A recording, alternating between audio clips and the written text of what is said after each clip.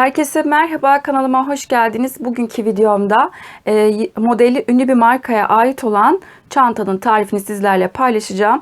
Biliyorsunuz bu yaz file çantalar moda. Yazlık kullanabileceğiniz çok hoş bir çanta oldu. Ben çok severek bu çantayı ördüm. Böyle bir çantaya sahip olmak istiyorsanız 300 gram kağıt almanız yeterli.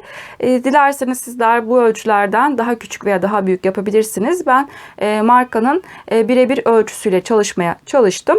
Şimdi sizlere içini de paylaşmak istiyorum. Bakın şu şekilde çantanın içi oldukça derin, kullanışlı bir çanta oldu.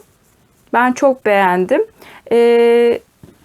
Yapımına geçmeden önce sizlere küçük bir hatırlatma yapmak istiyorum. Kanalıma abone olmak ücretsizdir. Ücretsiz bir şekilde kanalıma abone olabilirsiniz. Videolarımı beğenmeyi ve yorumlarınızı bırakmayı unutmayın lütfen. Şimdi çantanın tarifine geçelim. Çantamızı örmek için gerekli malzemelerimiz hasır rengi bir kağıt kullanacağım. Ve tığ numarası da 3,5 mm tığla çantayı öreceğiz. Şimdi hiç vakit kaybetmeden çantamızın tarifine geçelim. Ben çantanın bir parçasını hazırladım. Diğer parçasını da birlikte hazırlayacağız. Orijinale yakın ölçülerle çalıştım. Çantanın orijinalinde eni 35, yükseklikte 38 santimdi. Benim yaptığım parçanın da ölçüsünü vereyim sizlere. İsterseniz bundan daha küçük veya daha büyük yapabilirsiniz. Çantanın eni 34 santim. Ve yükseklikte 37 santim. Daha sonra çantayı birleştirince yine aynı orijinalindeki ölçüler gibi olacak. Dediğim gibi sizler bundan daha küçük veya daha büyük yapabilirsiniz. Sadece dikkat etmeniz gereken nokta, ben burada sık iğne sayısını 54 sıra ördüm. Sadece bu sık iğne sayınızın çift sayı olması gerekiyor. Yani 48, 50, 52, 54, 56 diye gitmesi gerekiyor. Çift sayı yaparsanız bundan daha küçük veya daha büyük çantalar yapabilirsiniz. Şimdi diğer parçayı da şimdi birlikte yapalım. Öncelikle çantanın bakın şu gördüğünüz dikdörtgen sık iğne parçasını yapacağız. Bunun için öncelikle şuradan bakın başlama yerimiz burası.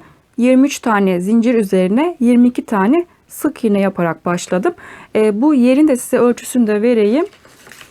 Bakın şu şekilde. Tam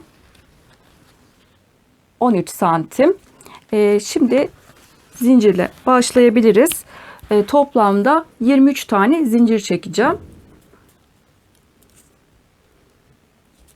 Burada ilk bir tanesini kilit yapıyorum. Bunu zincirden saymayacağım ve toplamda 23 tane zincir çekeceğiz. 1, 2, 3, 4 zincirimi çekip geliyorum.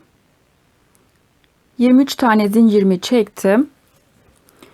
Şimdi hemen 22. zincirin içine batıp bakın tığın üzerine dolamadan 22. zincirin içine batıp buraya bakın çıkarttığım ilmeği ikisini bir çıkarttım ve bu şekilde sık iğne yaptım.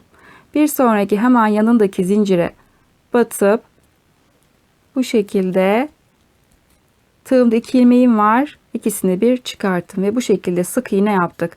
Bu sırada her bir zincir boşluğuna sık iğne yapacağız ve toplamda burada 22 tane sık iğnemiz olacak.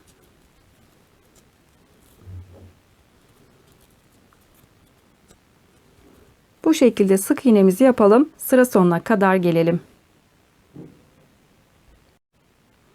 Sıramın sonuna geldim ve burada toplamda 22 tane sık iğnem oldu.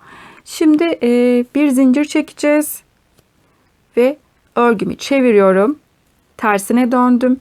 Şimdi tekrar yine bu sırada sık iğne yapmaya devam edeceğiz. Onun için zincirimin dip noktasındaki ilk başlangıcımı zincirimin dip noktasındaki boşluğa batıp tekrar bu noktadan sık iğne yapmaya başlayacağım. Bakın birinci sık iğnemi yaptım. Bir sonraki yanındaki boşluğa tekrar ikinci sık iğnemi yaptım. Her bir sık iğne boşluğuna bu şekilde batıp sık iğnelerimizi oluşturacağız.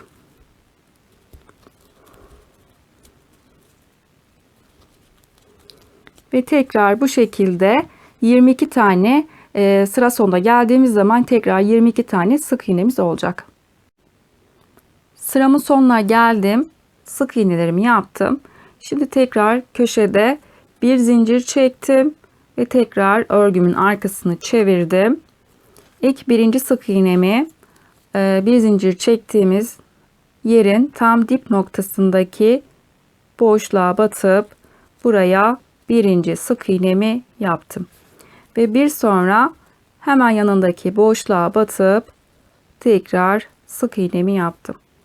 Her bir sık iğne boşluğuna bu şekilde batıp tekrar sık iğnelerimizi yapacağız. Tekrar sıra sonuna kadar sık iğnemizi yapacağız. Yine burada köşede bir zincir çekip tekrar örgümüzün arkasını çevireceğiz.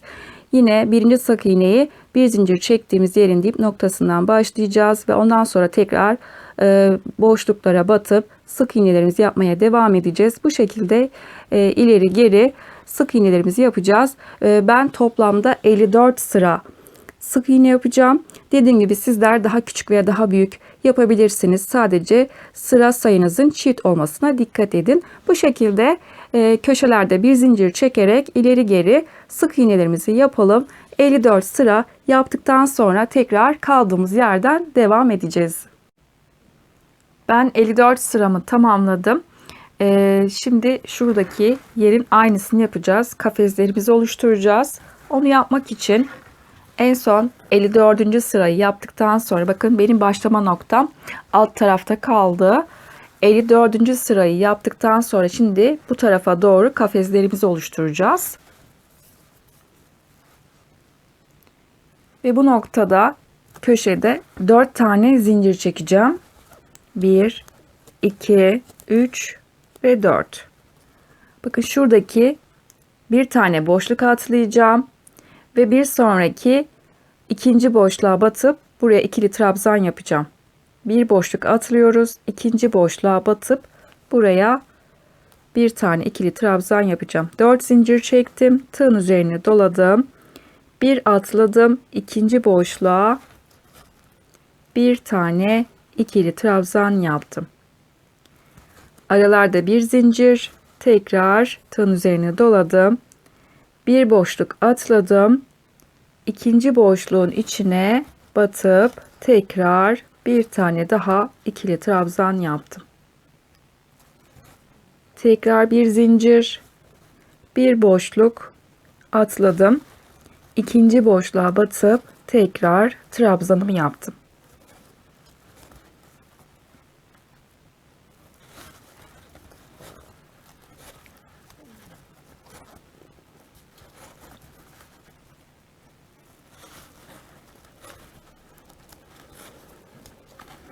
Bu şekilde kafeslerimizi oluşturalım. Aralarda bir zincir, bir boşluk atlayacağız. İkinci boşluğa batıp bu şekilde bir tane ikili trabzan yapacağız.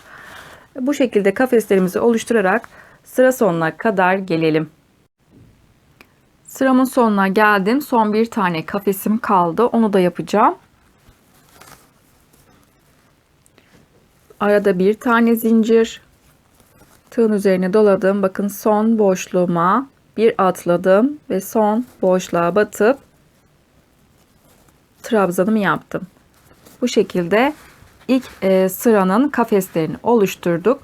Ve benim burada toplamda 27 tane kafesim oldu. Şimdi 27 tane kafesimizi yaptıktan sonra tekrar diğer sıraya geçeceğiz. Onun için köşede 4 tane zincir çekeceğim. 1, 2, 3 ve 4. 4 tane zincirimi çektim ve arkaya örgümün arkasını çevirdim. Şimdi tekrar tığın üzerine dolayıp hemen ilk trabzanın tepe boşluğuna batıp buraya bir tane ikili trabzan yapacağım. 4 zincir çektim ve ilk trabzanın tepesine bir tane ikili trabzan yaptım ve tekrar yine aralarda bir zincir çekip ve diğer trabzanın tepe boşluğuna batacağım. Yine aynı şekilde trabzanımı oluşturacağım. Tekrar aralarda bir zincir ve diğer trabzanın tepesine batıp yine trabzanlarımı oluşturacağım. Bu şekilde trabzanları yaparak kafeslerimizi oluşturacağız.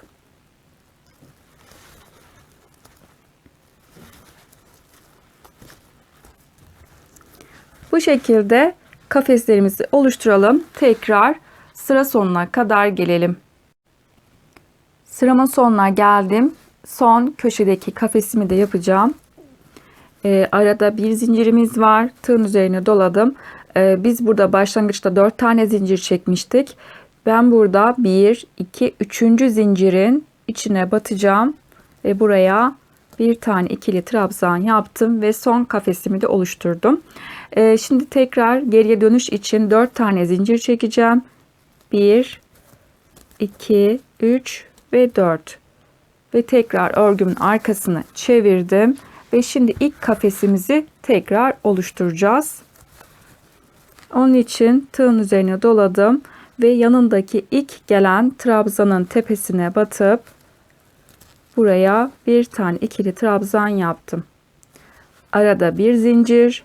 Hep başlangıçlarda arkadaşlar 4 tane zincir çekeceğiz ve diğerlerinin aralarında birer tane zincir çekerek bu şekilde trabzanların tepe boşluklarına batıp bu şekilde kafeslerimizi oluşturacağız. Söylediğim gibi benim burada 27 tane kafesim var. Bu şekilde ben burada toplamda 17 sıra kafesimi yaptım. Sizler de istediğiniz yükseklikte yapabilirsiniz. Ben orijinaliyle aynı boyutlarda yapmaya çalıştım. Ben bu şekilde 17 sıra kafesimi büyütüp ondan sonra çantamızı kaldığımız yerden devam edeceğiz. Arkadaşlar ben çantamın ikinci parçasını da ördüm, hazırladım. En son ikinci parçayı ördüğünüz zaman burada ipinizi kopartmayın. Daha sonra birleştirme kısmını buradan yapacağız. İpinizi kopartmadan birleştirmeyi buradan başlayacağız. Bu şekilde çantamızın ön ve arka kısmını oluşturan iki parçayı hazırladık. Bir de çantamız için yanları ve tabanı için gerekli uzun bir parçaya ihtiyacımız var. Bakın ben bunu hazırladım. Şimdi şu şekilde çantamızın şöyle yanları ve tabanına gelecek şekilde uzun bir parçaya ihtiyacımız var. Daha sonra da bunu birleştireceğiz. Bu parçayı nasıl hazırladığımı da sizlerle paylaşacağım. Şu şekilde parçamızı kenara alalım.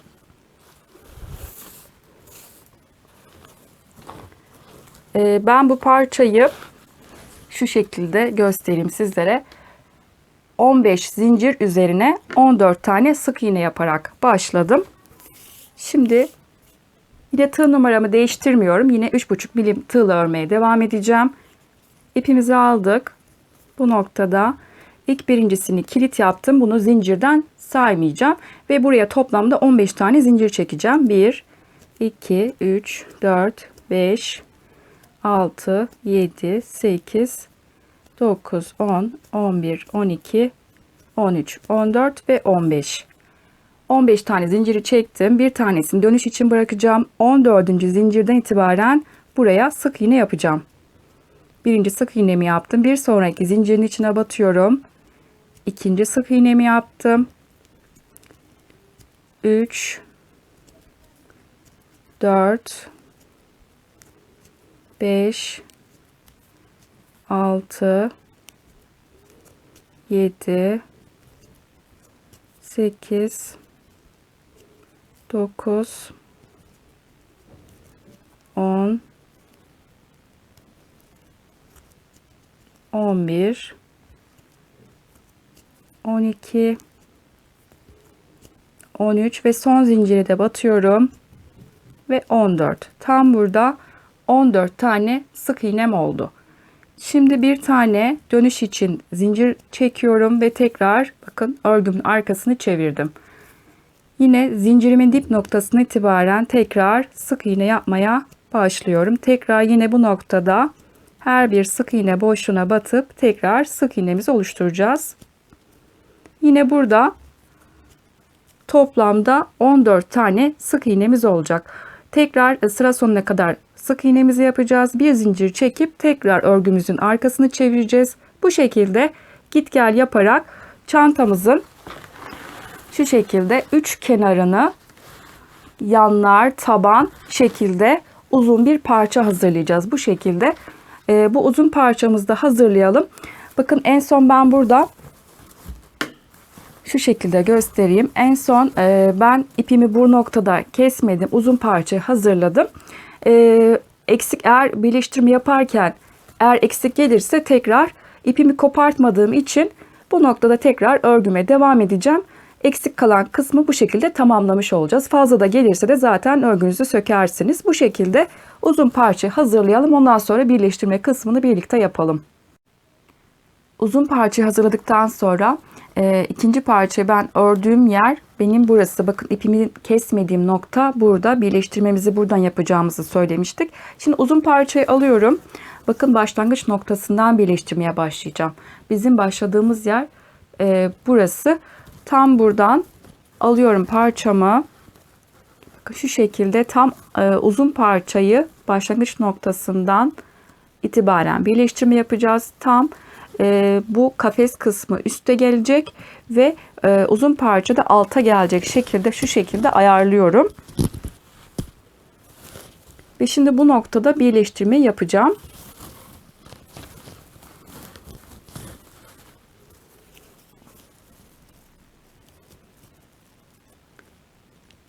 Şu şekilde boşluğa batıyorum ve uzun parçanın ilk boşluğuna batıp örerken de kısa ipimi bakın tığın üzerine alıyorum ve bunu örerken içeride kalacak.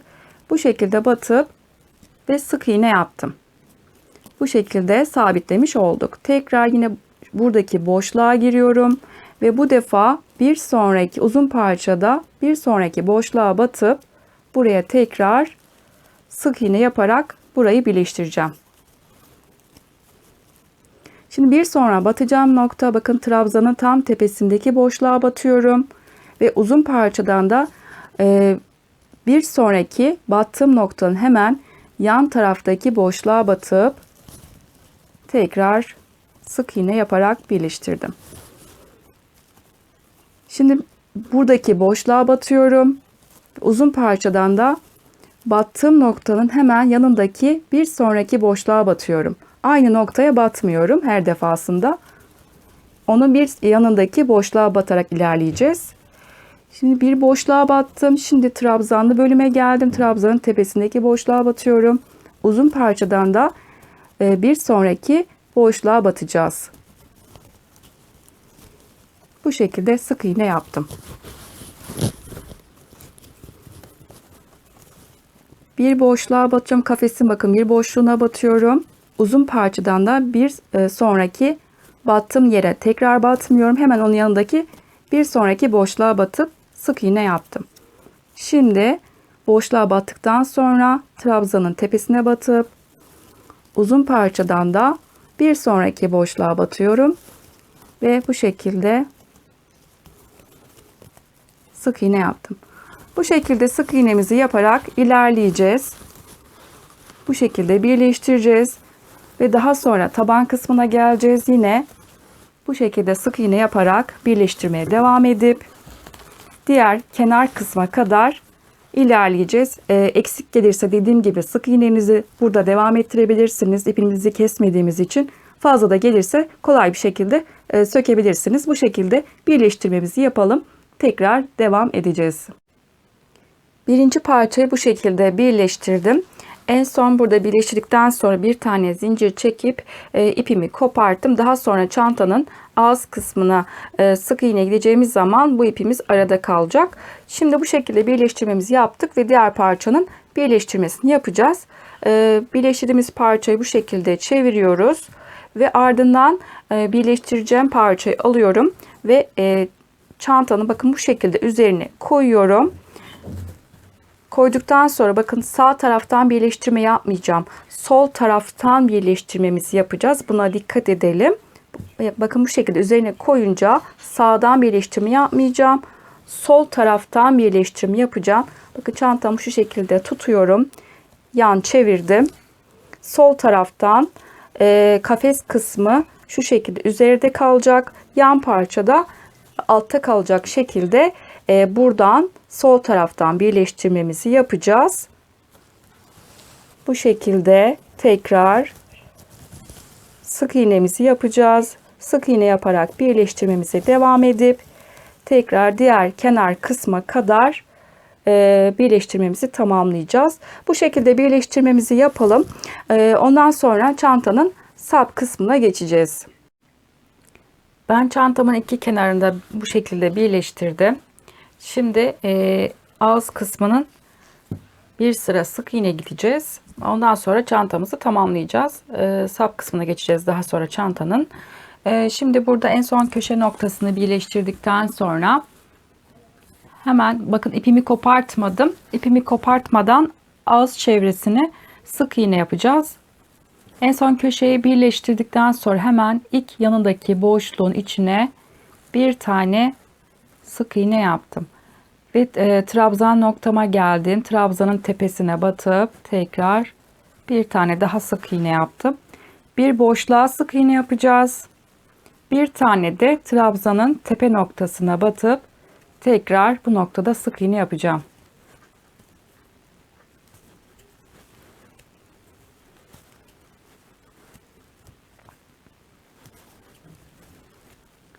Bu şekilde ağız çevresini bir sıra dolanacağız ve kenar kısmına geldiğimiz zaman yine sık iğnemizi yapacağız. Bu şekilde sık iğnemizi yaparak sıra sonuna kadar gelelim. Sık iğnemi bitirdim. Şimdi burada köşe noktanın birleştirmesini yapacağız. Bakın şuradan başlamıştık biz. Şimdi bu köşede bitirdim ve burada bu noktada ipimi keseceğim.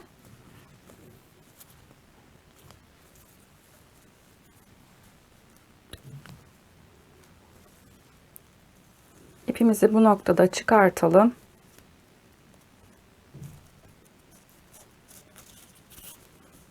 İlk başta yaptığım sık iğnenin bakın şu şekilde tığımı batıp ipimi iç kısma aldım.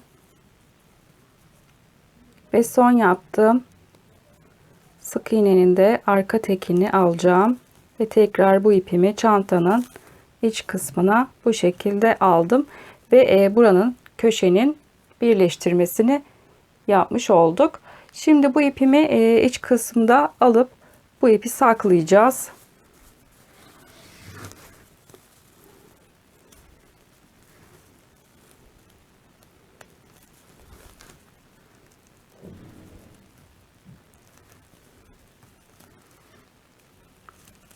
Bu noktada düğüm atacağım.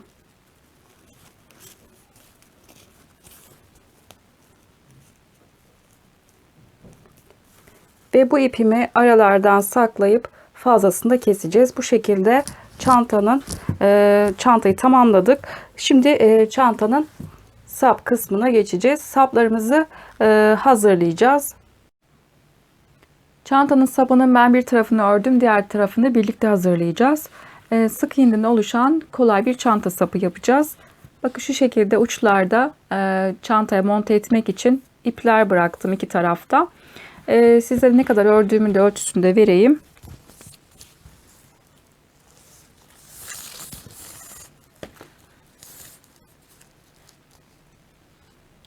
...66 santim oluncaya kadar bu şekilde çanta sapını ördüm.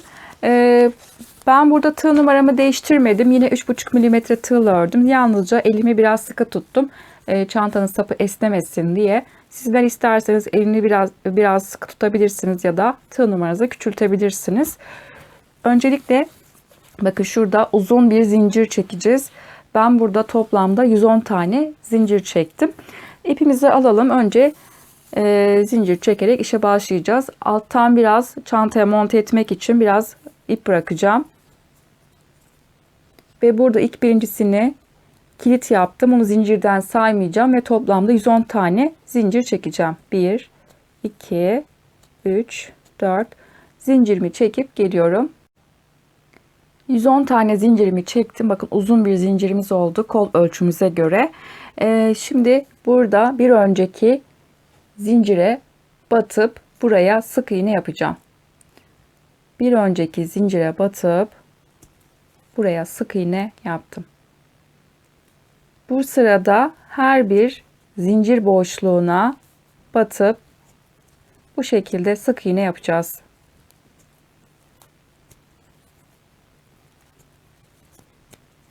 Bu şekilde zincirlerin içine sık iğnelerimizi yapalım ve sıra sonuna kadar gelelim.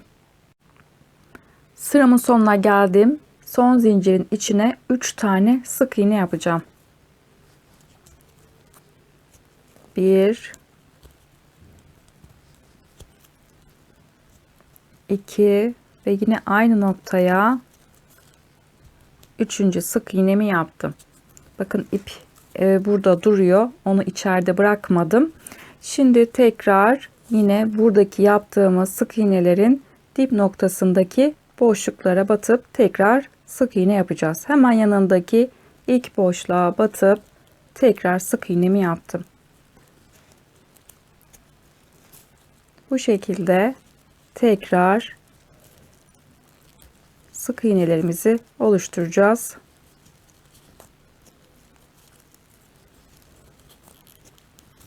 Tekrar sık iğnelerimizi yapalım ve yine sıra sonuna kadar gelelim. Sıramın sonuna geldim. Biz diğer uçta 3 tane sık iğne yaptığımız için biz başlangıçta bir tane sık iğne ile başladık ve kalan 2 tane sık iğneyi son boşluğun içine yapacağım. 1 ve tekrar yine aynı noktaya ve 2. Böylece 1, 2 ve baştaki sık iğne ile birlikte 3 tane sık iğnemiz oldu. Şimdi ilk yaptığım sık iğnenin içine batıp bu noktaya ilmek kaydırma yaptım. Şimdi bir zincir çekiyorum. Bir zincir çektikten sonra bizim burada 3 tane sık iğnemiz var ve 3. buradaki ilk yaptığım sık iğnenin içine çift batacağım. 1 ve tekrar yine aynı noktaya ve 2. Şimdi tekrar dönüş sağlayacağız. Yine her bir sık iğne boşluğuna birer tane batacağım.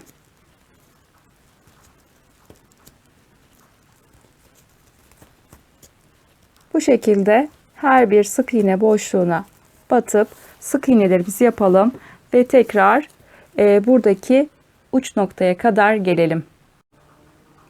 Diğer uç noktama geldim. Burada 3 tane sık iğne vardı bizim. Birinci ve 3. sık iğnenin içine 3'er tane tekrar sık iğne yapacağım. Önce birincisine 3 tane burada sık iğne yapacağım. 1, tekrar aynı noktaya 2 ve tekrar yine aynı noktaya 3. 3 tane sık iğne yaptım. Hemen yanındaki ikinci sık iğnenin içine tek batacağım. Ve tekrar buradaki diğer yanındaki 3. sık iğnenin içine de 3 tane buraya yapacağım. 1 2 ve 3. Şimdi tekrar yine birer tane batıp yine sık iğne yapmaya devam edeceğiz. Bu şekilde sık iğnelerimizi oluşturacağız ve tekrar bu şekilde tekrar sıra sonuna kadar gelelim. Sıramın sonuna geldim. Biz baştaki sık iğneye çift battık. Buradaki 3 tane sık iğnenin üçüncüsüne çift battık. Şimdi sıra sonunda birinci sık iğneye de çift batacağım ve yanındakine de tek batacağız. Yani birinci ve 3. sık iğneye çift batmış olacağız. 1 ve 2. Yanındakine tek batacağım. Ve şimdi başlangıç noktamla birleştirmesini yapacağım. Ve ilmek kaydırma yaptım. Şimdi burada bir zincir çekeceğim. Ve çantaya monte etmek için biraz ip bırakacağım. Ve burayı keseceğiz. Şimdi bu şekilde çantamızın sapını hazırladık. Elinizi biraz esnetirseniz sap biraz daha düzgün bir şekilde olur. Şimdi bu hazırladığımız sapları çantamıza monte edeceğiz. Çantamın ben sapını diktim. Sadece bir tarafı kaldı. Bunu da nasıl dikileceğini sizlere göstereceğim. Şimdi bakın şu şekilde ben dikeceğim yer noktaları işaretleyici belirledim. 1, 2, 3, 4, 5-6 tane kafes boşluk bıraktım. Tam şu ayarladığım yerde bakın, kulpunuzu da şu şekilde olacak şekilde, bu şekilde ayarlayacaksınız ve tam işaretleyici, şurada 6 tane kafes var. Tam burada 2 tane kafese denk geliyor. Şu şekilde bunu dikeceğim. Tam dikeceğim noktayı bakın, her battığım yer 2 defa aynı noktaya batacağım. Şu tam sık iğneden batıyorum ve diğer kulpumun içinden geçirdim. Her battığım yere 2 defa batarak bu şekilde dikeceğiz. Bakın, bir sonraki sık iğneye batıp yine aynı şekilde her battığım noktaya 2 defa batacağım.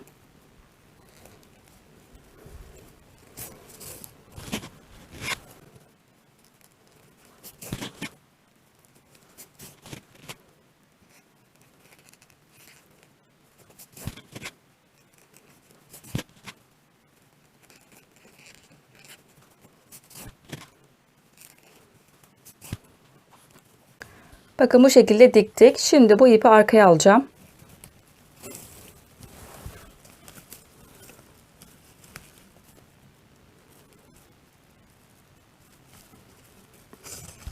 Burada bir düğüm atıp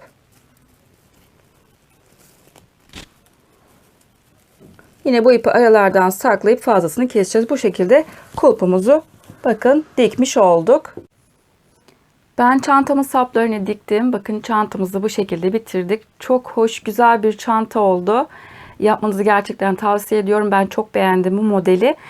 Çantanın son şeklinde sizlere ölçüsünde paylaşayım.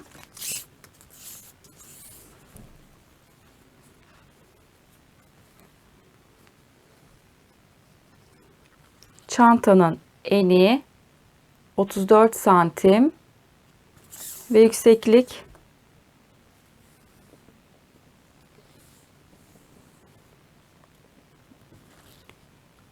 38 santimde yükseklik var. Derinliğine de bakalım.